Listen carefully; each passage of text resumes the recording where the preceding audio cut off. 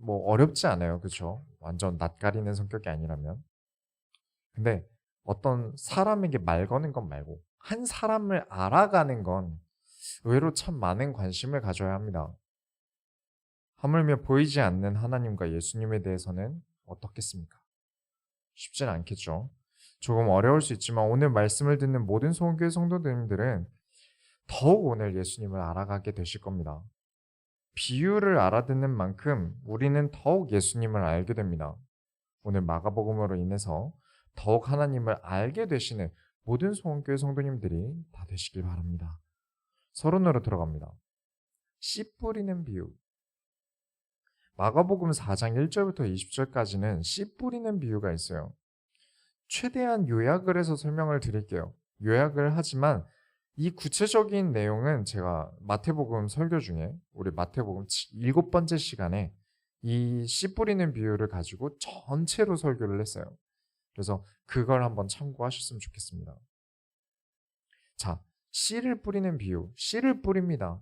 이 씨는 말씀이에요. 뿌려지는 장소는 길가, 돌밭, 가시밭, 좋은 밭, 네 가지예요. 이 네 가지는 사람의 마음입니다. 말씀이라는 씨를 뿌리는데 어떤 씨는 길가밭에 뿌려졌어요. 그래서 새들이 와서 쪼아 먹었답니다. 곧 사탄이 우리에게 말씀이 심어지지 못하게 막았다는 겁니다. 아스팔트에 틈이 없어서 식물이 자라지 못하는 것처럼 하나님께서 말씀을 주실 때 그 마음에 이미 하나님의 말씀이 들어갈 틈이 없는 거죠. 듣지를 않는다는 거예요. 왜 귀 있는 자는 들으라 하셨겠습니까? 이 길가에 뿌려진 마음처럼, 씨처럼 그 마음에 들을 귀가 없어요. 그러니까 그저 밟히거나 새가 와서 먹어치우듯 수많은 이유로 인해서 뭐 어떤 이유든 간에요. 뭐 핸드폰이 말씀을 기억 안 나게 뺄 수도 있고, 뭐 어디 놀러 가기로 한 마음 때문에 도무지 말씀이 들리지 않고, 쉽게 말해서 말씀이 마음에 들어가기 전에 이미 차단이 된 거예요.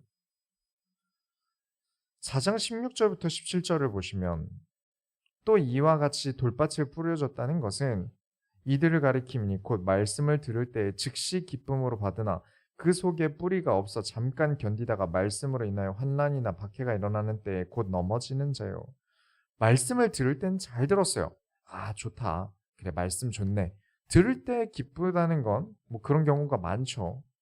뭐 그냥 분위기가 좋아서 말씀이 좋다고 느낄 때도 있을 거고요.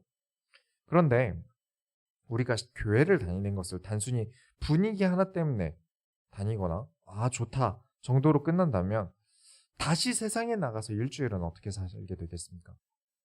하루는 좋을 수 있지만 그 이후부터의 일주일은 무너지게 된다는 거예요. 그래서 교회 생활이 절대 신앙생활의 전부라고 여겨서는 안 됩니다. 우리 소원교회가 신앙생활은 나와 하나님 단둘이서 하는 것이다 라고 말하는 데는 이유가 있는 거예요.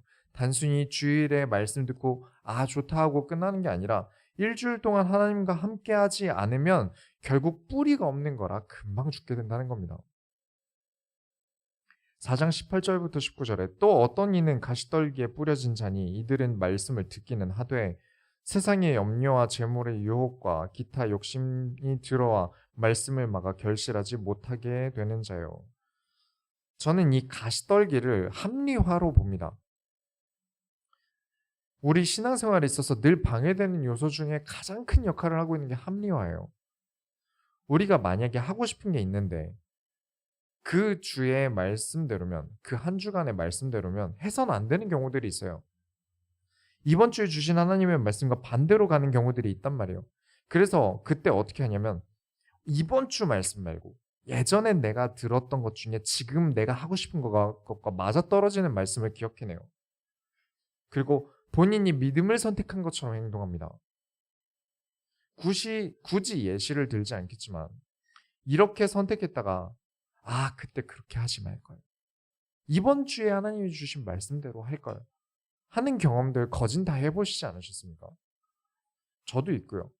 그런데 사람은 참 간사하게도 또다시 당장 눈앞에 문제가 또 일어나면 본능적으로 의도하지 않았는데 합리화를 진행해요. 계속 머릿속에서 굴러가고요. 또 어떤 경우는 이번 주의 말씀을 당장 내가 원하는 대로 다시금 짜맞추기 시작합니다. 조각을 잘 모아서 편집을 다시 해요. 당장의 염려와 재물의 유혹에 욕심이 들어와 영양분을 다 뺏기고 이번 주 말씀의 영양분을 전부 내 속에서 죽여버리는 과정이죠. 이게 가시떨기다. 하지만 좋은 땅에 뿌려졌다는 것은 말씀을 듣고 깨닫는다. 100배, 60배, 30배가 되느니라. 그렇다면 이 좋은 밭은 어떤 게 좋은 밭일까요? 여러분 중에 태어나면서부터 영어, 중국어, 한국어 하시면서 태어나신 분 있나요? 뱃속에 열고 나왔을 때부터 어머니 안녕하세요 하고 나오신 분 계신가요? 우리는 태어날 때부터 응애하고 태어났어요. 걸음마를 떼는 데는 2년 이상 걸렸어요. 우리는 다 어떠한 수많은 영향에 의해서 성장해 온 겁니다. 처음부터 잘 되는 사람은 없는 거예요. 그렇다면 처음부터 좋은 밭인 사람이 있겠습니까? 하나님 말씀이 너무 잘 들어가는 태어날 때부터 좋은 밭이라는 사람이 있을까요? 우리는 다 길가밭, 가시밭, 돌짝밭 같은 마음으로 살아왔고요. 지금도 내 마음속엔 여전히 그런 것들이 남아있어요. 농사해 보셨습니까? 농사해 보신 분 계십니까? 처음부터 좋은 땅이 어디 있습니까?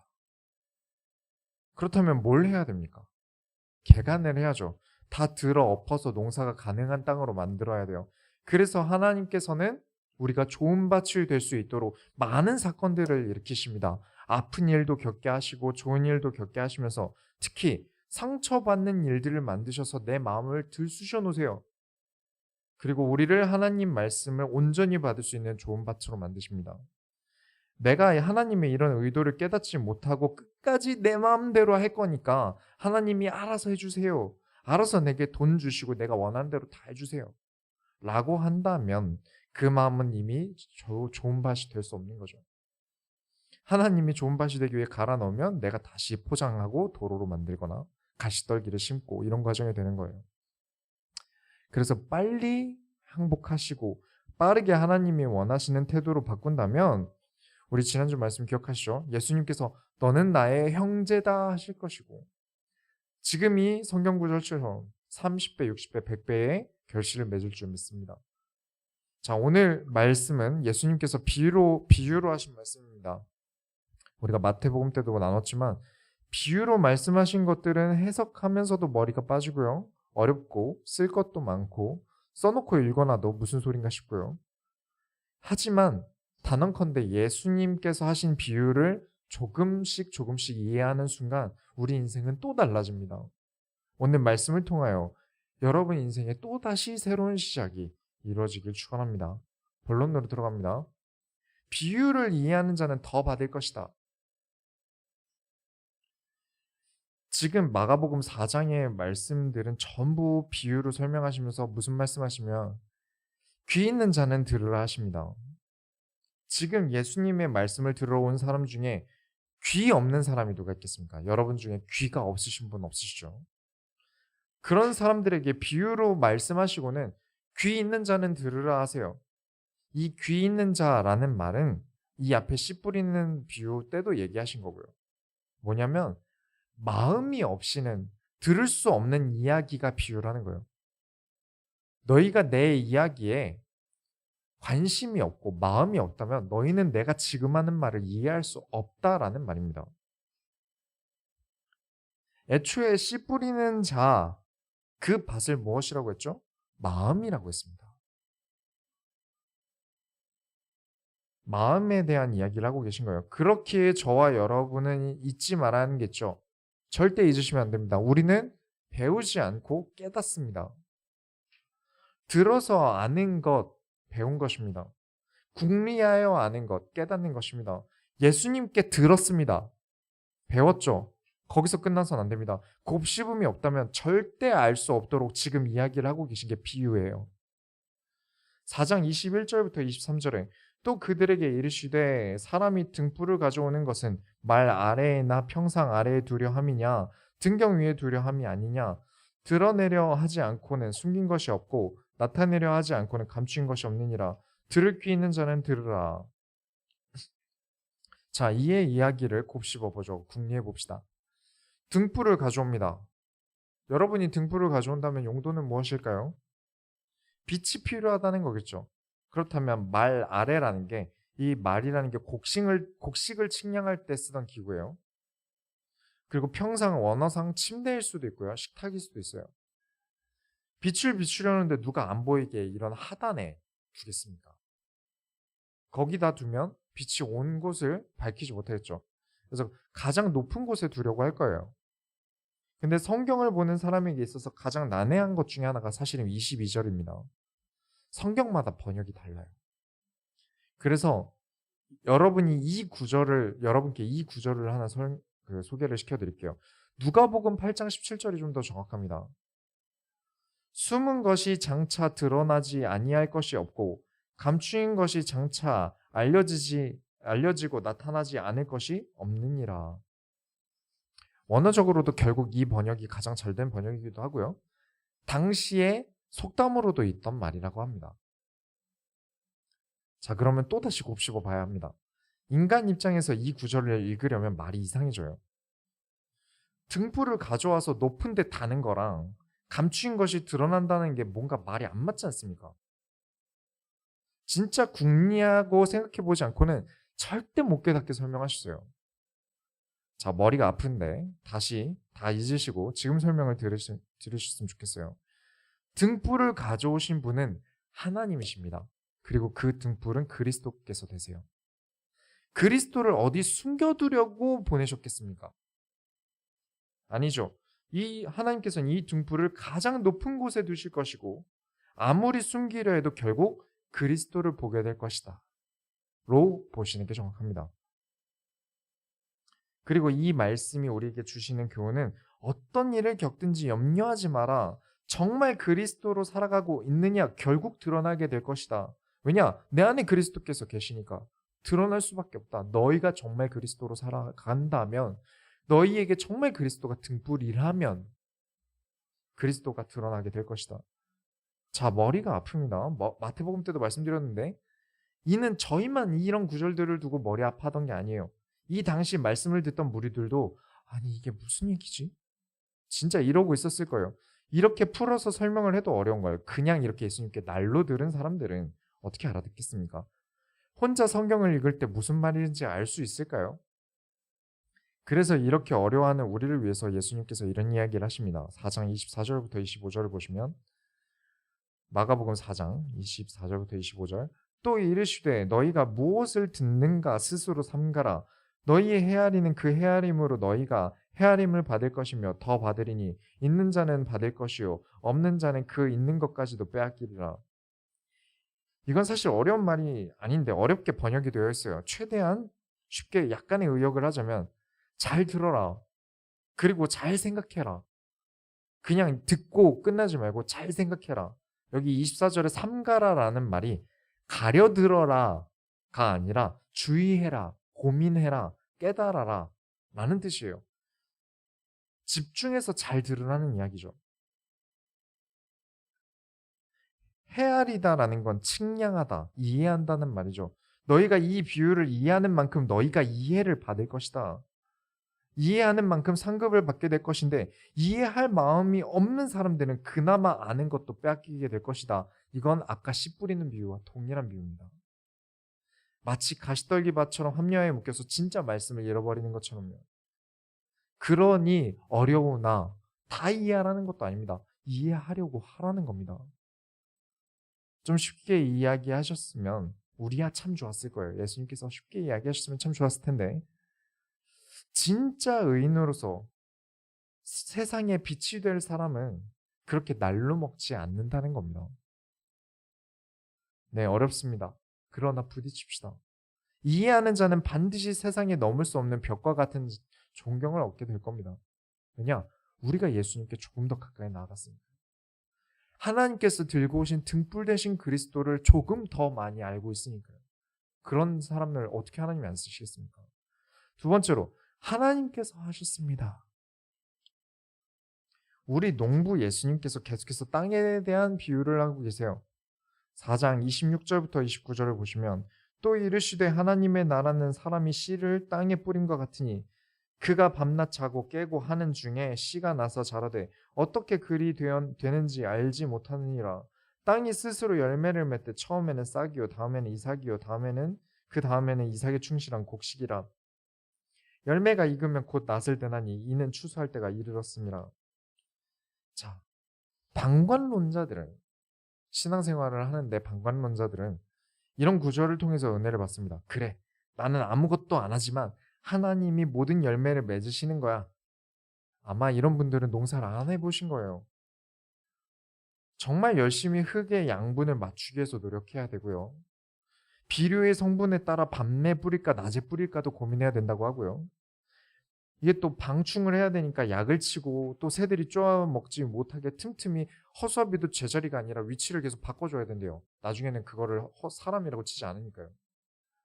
거름이라고 해도 유통기한이 있으니까 그 냄새 나는 거 참으면서 관리를 해야 되고요. 물 들어오는 수문도 계속 신경 써야 되고 진짜 머리가 너무 지끈지끈 아프게 일을 하는데 정말 열심히 일했는데 가뭄이 일어났거나 비가 너무 많이 온다거나 해서 그의 농사 망칠 수 있습니다.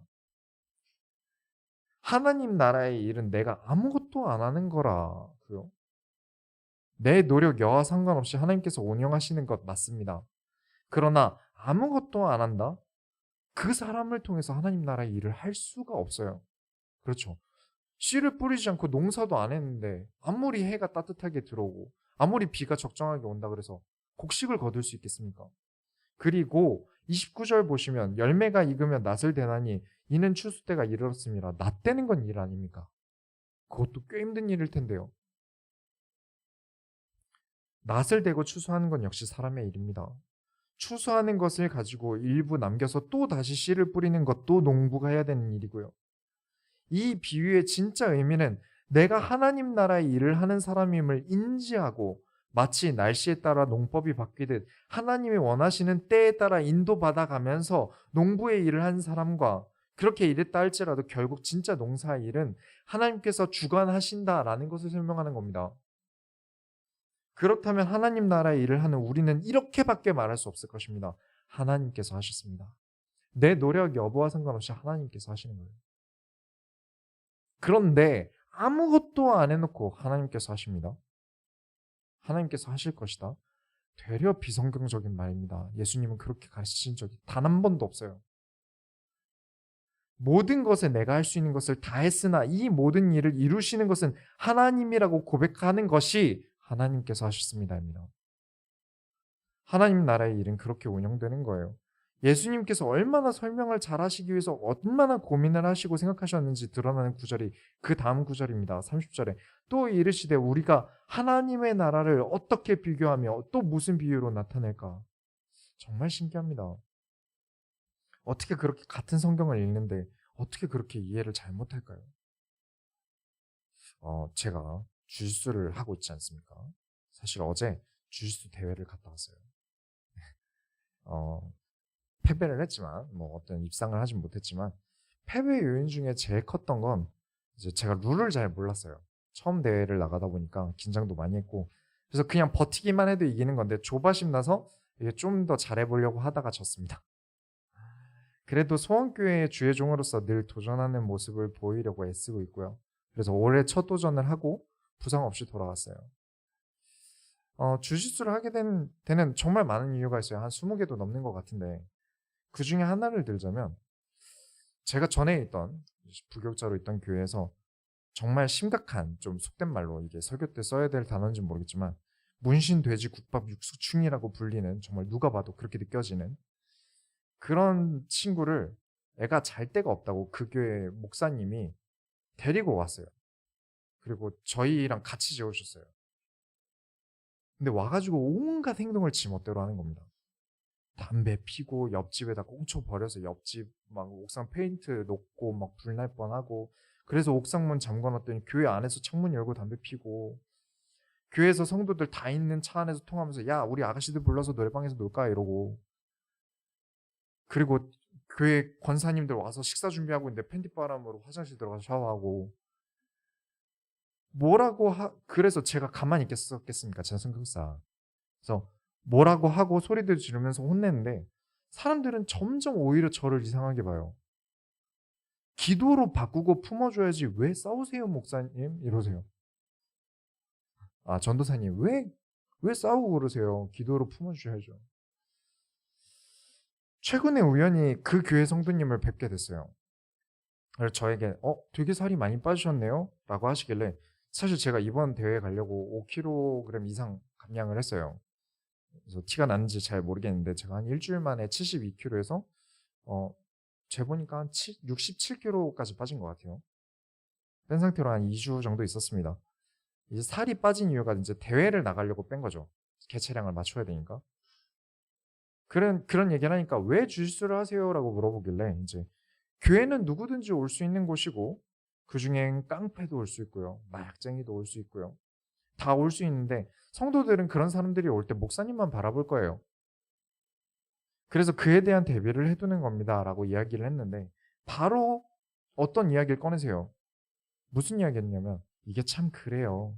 기도와 말씀으로 사람을 바꿔야 하는 건데요. 라고 하시더라고요. 이미 그렇게 배운 게 너무 확고한 거죠. 기도와 말씀으로 사람을 바꾸기 위해서 붙잡아 두고 함부로 행동하지 못하게 해둬야 한다고 생각하는 게 교육이기 때문에 필요합니다. 그죠? 선생님이 학생들을 잡아둘 구실이 없다면 교육이 안 돼요. 아무것도 안 하고 말씀만 주고 기도만 해줘서 바뀌는 게 성경적이다라고 이미 뇌리에 박힌 거죠. 고정관념이란 건 정말 무서운 겁니다. 우리 교회는 그런 고정관념들과 반대 의견을 내야 돼요. 그렇기 위해서는 소원교회 성도님들께서 꼭 세상의 벽이 되주셔야 됩니다. 넘을 수 없는 벽과 같은 존재로서 존경과 존중을 받으시길 바랍니다.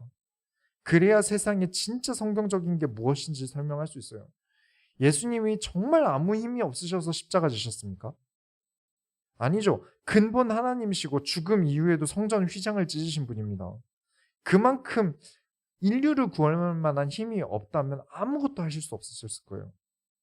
진짜 하나님께서 하신다는 게 무엇인지 세상에 가르치실 수 있는 모든 성교 성도님들이 되시기 바랍니다. 세 번째로 겨자씨 숲이 되는 교회.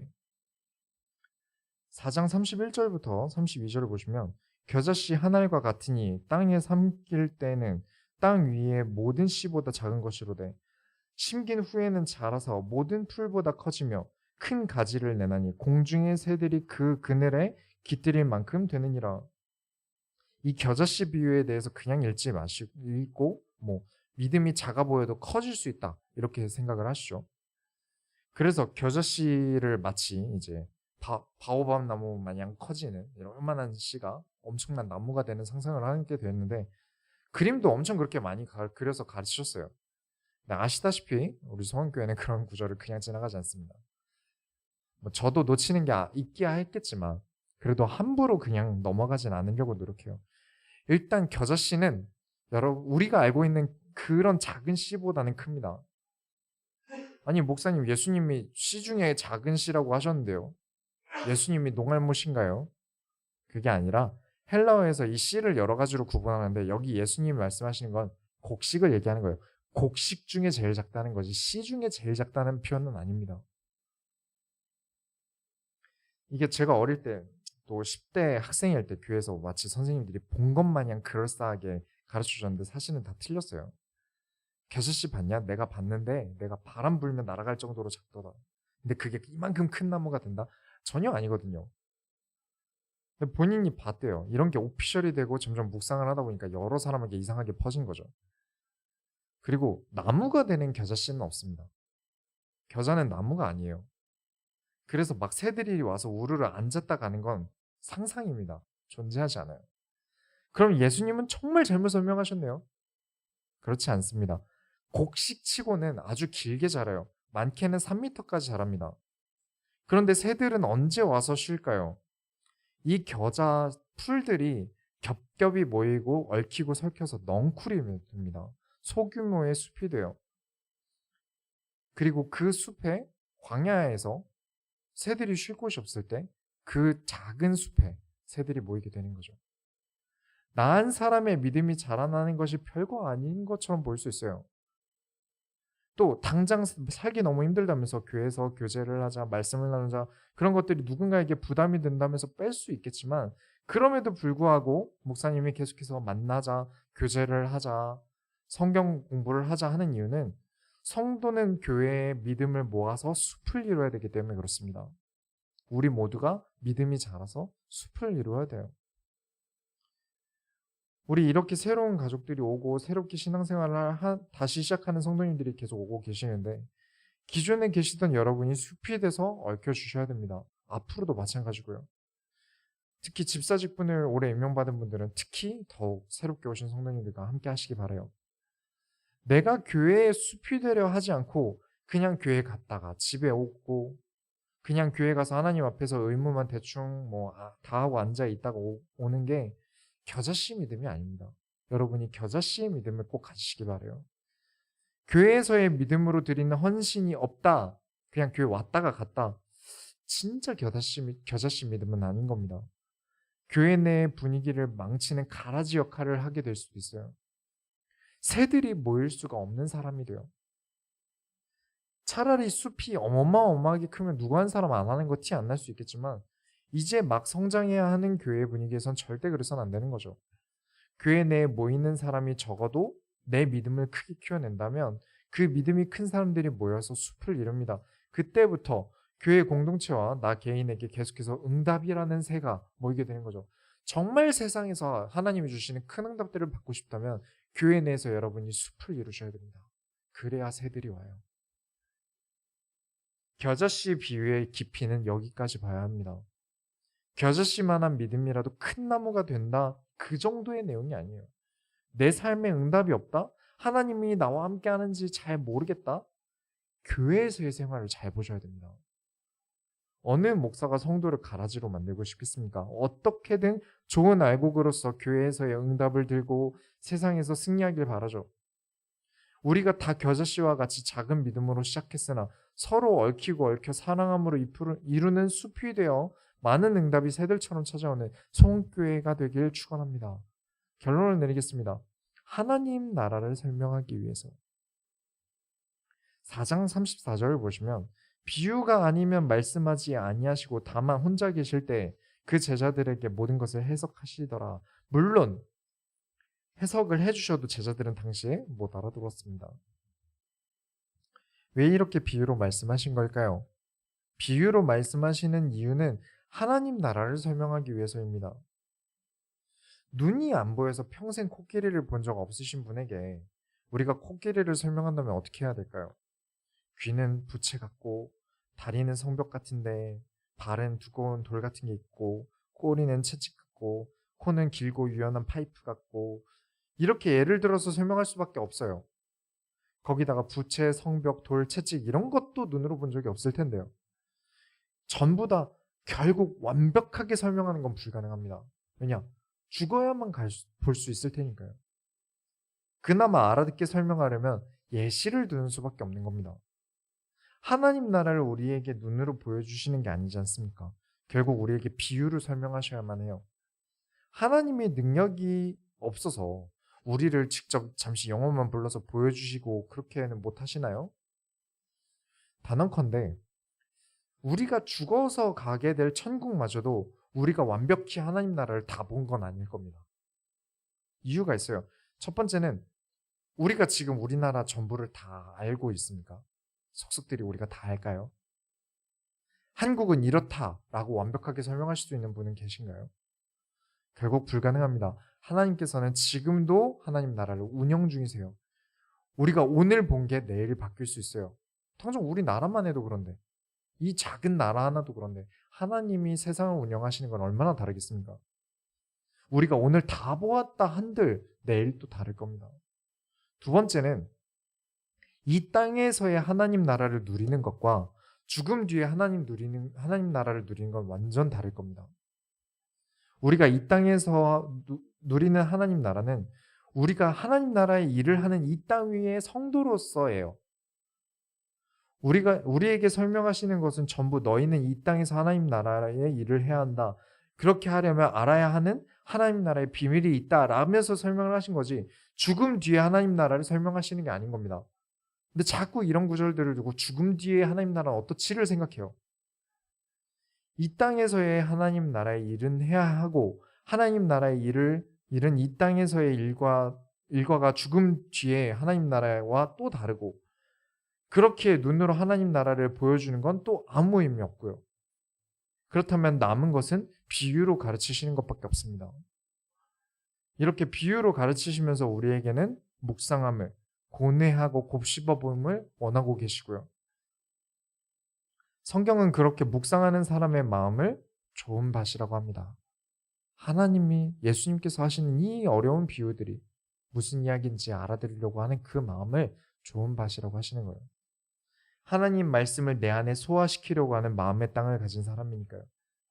그래서 성경을 급하게 막 빨리빨리 넘기는데 급급해하지 마시고, 그렇다고 내가 이해하려는 말씀만 쏙 빼거나 좋아할 만한 구절만 빼지도 마시고 정말 하나님을 사랑하시면서 하나님의 말씀을 사모하고 그 말씀을 이해하기 위해 또 막 엄한 지식을 가져오려고 하기보다 하나님의 입장을 이해해 보면서 성경을 읽으셨으면 좋겠습니다.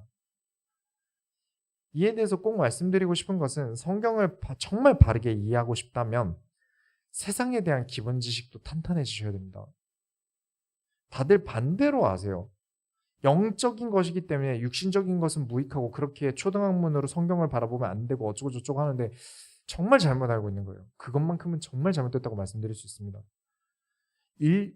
일반 은총과 특별 은총을 이해하셔야 돼요. 이게 기본입니다. 자세한 건 제가 작년 주제 설교 때 말씀을 드렸는데 일반 은총은 세상 모두에게 허락하신 하나님의 은총입니다. 특별 은총은 아무에게나 주지 않으신 특별한 은총이죠. 막 특별 은총이라 그래서 막 보이지 않는 막 미래가 보이고 뭐 환상이 보이고 이런 거 절대 아닙니다. 절대 그런 신비한 거랑 연결 지으시면 안 돼요. 특별 은총 중에는 그런 신비한 일도 있긴 하겠지만 10 중에 10은 거의 아닙니다. 우리가 글을 읽는다, 말을 알아듣는다는 건 일반 은총이에요. 그렇죠. 누구에게나 하나님이 주신 거니까요. 그런데 글을 읽기 때문에 우리는 성경을 읽을 수 있습니다. 특별 은총이죠. 성경은 아무나 읽습니까? 특별한 은총이에요. 성경은 우리에게 너무 특별하니까요.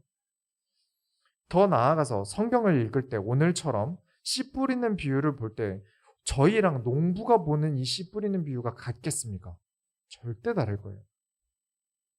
성경에서 경계하는 자라는 단어가 나올 때 일반인들은 죽도록 달려라, 열심히 달려라 라고 알아들을 거예요. 하지만 어떤 대회에서 경기를 해본 사람이 보는 게 같을까요?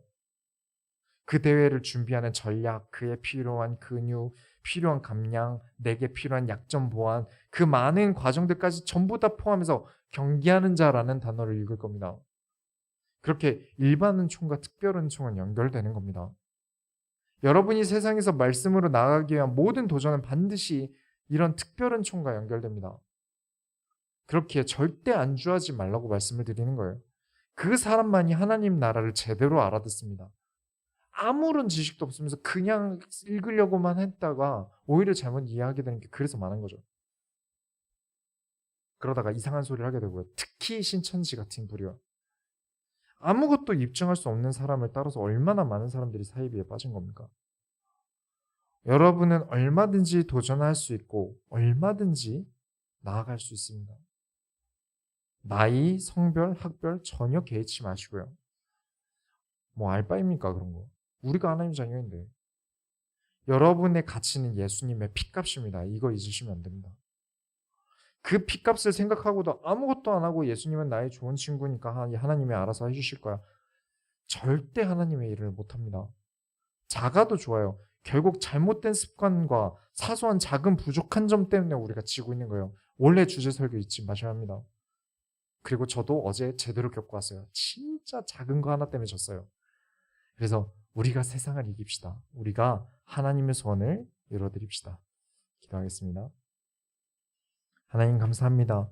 오늘도 우리에게 말씀을 주시며 더욱더 예수님을 아는 시간을 주셔서 감사합니다. 어려우나 감사함으로 깨닫게 하시고 우리가 한 주간 곱씹어 보면서 우리의 나아갈 길을 하나님 말씀으로 등불이 되어 우리를 비춰주옵소서. 살아계신 예수 그리스도의 이름으로 기도드렸습니다. 아멘. 찬송가 356장 찬양하시면서 준비하시는 것을 드립니다.